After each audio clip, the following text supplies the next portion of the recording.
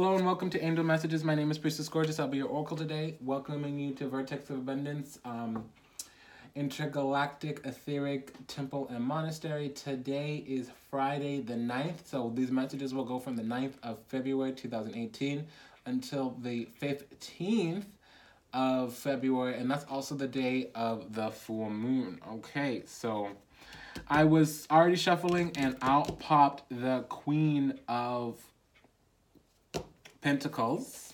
I'm going to do an alchemist spread here and I'll expand it as I need to. We have the Nine of Wands, the Eight of Wands, the Four of Pentacles, the Three of Cups, and the Wheel of Fortune. In the center, we have the Five of Pentacles. So this is all about understanding the processes of when the mind, the belief, the mental body can strip our material reality. And what we already know that the universe can come through with that Wheel of Fortune and bear upon us. You know, the Wheel of Fortune is Jupiter, Metatron, and oftentimes that could be when a divine messenger comes through, literally we can see a miracle. So the Wheel of Fortune to me is the miracle versus the Judgment card, which is the divine messenger. Now they both do the same thing. A lot of people don't know that the Judgment card is the energy of Saturn and Jupiter. Not always combined, it could be Saturn or Jupiter. But see, the Wheel of the Judgment card is the bridge between heaven and earth. This is just when heavenly beings come down to earth. That's the Wheel of Fortune in contrast to the Judgment card. And you know, it's saying that there are things you need to hold on to in material life. You can't be completely godlike if you're in the physical. You can't, as you become physical, you do need to, some way, shape, form, or another, separate yourself from the creator a little bit so that you have an individualized experience. The creator is the collective of everybody's individual. That's what I'm trying to say.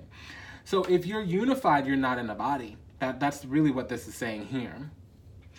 And, you know, we'll come into conscious awareness of that over time. But the fighting and the struggling is what can strip us from that's the fight, that's the struggle. Trying and striving to back into union with the creator. When we achieve union with the creator, we no longer need to be incarnate in a body. We no longer need to walk the earth. And if we're in a process where we can be fully embodied, fully alive, fully awakened, fully conscious, that's going to need to be in our own individual rights. So there does need to be a good balance, you know. It's the dose that makes the poison is always what I see with this card. And that's a Thoth saying here in the Queen of Pentacles. But it's really because this is a person who, in their shadow nature, can become hedonistic, can become overly pessimistic, they can become overly lazy, they could drink too much, eat too much, sex too much, all those things. But in their more enlightened aspect, it is very much somebody who is nurturing, loving. They do hard work, but necessarily here it's the vision and the need for things to come together in the material than it actually is the work itself. The work itself is that Knight of Pentacles, the Prince of Pentacles there. So as we face up to the fact that we need to hold on to virtue but not always be virtuous, we need to enjoy ourselves. And a lot of us think in the enjoyment of ourselves, there's sin inherent in there. The truth is that, no, move into spiritual union some way, shape, form, or another, sometimes through groups, sometimes through experiences, and other times through the desire to grow and experience. That's what will strengthen the divinity alive in us. So I'm going to expand this just a little bit, and then I'll continue the rest of it over on the temple website. So I was hoping a few more cups came out. That didn't happen. So what I'll do is I'll expand this reading in the temple. For right now, we have in our conscious awareness the Ace of Wands, and our subconscious awareness that Five, okay, of Pentacles. So it's saying that, yeah, hold on to your virtue, but don't let the mind strip you of the divinity that's alive in you. The angel's right behind her, as you can see, and she's off staring somewhere, throwing her arms up in the air, pretending that she doesn't know. Now, she might not be pretending, but she's definitely telling herself that. You know, what I'm hearing right now is if you carry the mountain around on your back and you don't just turn around and climb that mountain, you're always going to be without. You're going to be lacking, stuck on stupid, feeling left out, disconnected from whatever it is that you want. There are 5 pentacles there. They're just all up on the ground because she's thrown her head up in the air. She's put herself in her own, okay, I heard diminution. Diminutive is the root of that word. So the mental aspects divide her from the blessing and the grace of the creator and that understanding of source energy, okay? Because there's a 4 here too. So the 4 is saying, you know, you could be stuck on stupid, holding on to everything, or you could believe in anything and lose everything, or you could allow the energy coming through to strip you of what is no longer necessary. 2 5s is a force change. We have 2 5s here. 5 of Wands, 5 of Pentacles. With that Queen here, and that Ace here, Ace of Wands, Queen of Pentacles, it's saying take opportunities, take vision, take spirit, take drives, desires, passions, and create something from it.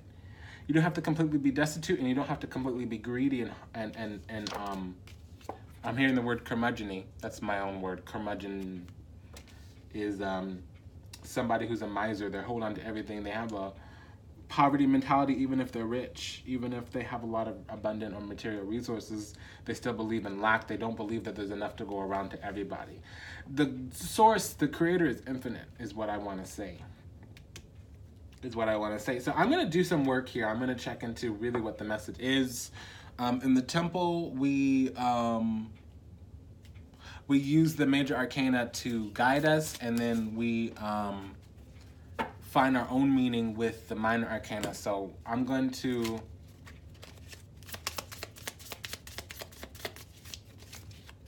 lay them now, okay, and I'll call them out in the temple. So I mean, we have the Tower in reverse, Fool in reverse, Sun upright, Metatron came out again. Metatron comes through number 20, number 10, and number 14. So that's the Temperance card. We have the Moon in reverse, High Priestess in reverse, Devil in reverse, Empress in reverse, and the Wheel of Fortune in reverse. On the bottom of the deck, we have the World card upright. So please check the show notes or go over to vertexofabundance.org. Under Oracle, you'll see angel messages, and that'll continue on. And I'm doing this for the dates of the 9th through the 15th. And if for some reason I don't get back to the table by the 16th, then that means that the messages are going to carry through until the next angel messages cast. Okay, again, my name is Priestess Gorgeous. I was your Oracle today for Vertex of Abundance. If anything I said resonates deeply with you, check the show notes, or you can go over to office.vertexofabundance.org to receive some counsel one-on-one. Also, I'll be continuing the rest of this guidance in the temple. That's at vertexofabundance.org or in the show notes below. Okay, peace be with you. Take good care of yourself. Be full of beauty, divinity, and grace. Bye-bye. Until we meet again, until we read again. I'll see you soon. Bye-bye.